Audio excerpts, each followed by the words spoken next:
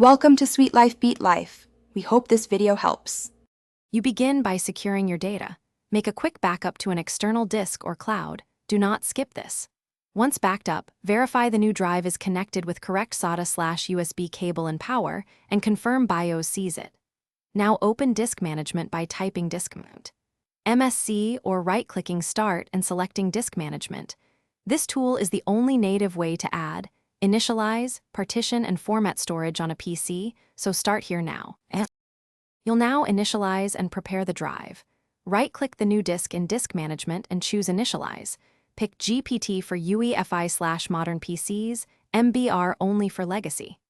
Once initialized, create a new simple volume, set size, format as NTFS or XFAT depending on needs, and assign a drive letter.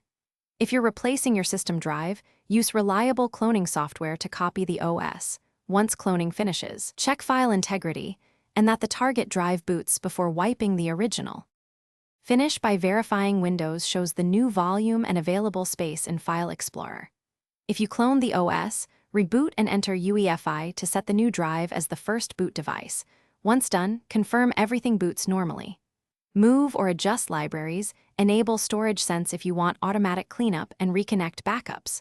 Troubleshooting tip: if the disk is not detected, check power/data cables, switch SATA ports or USB ports, and recheck BIOS.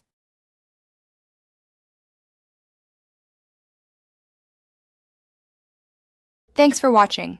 Consider subscribing if we helped you.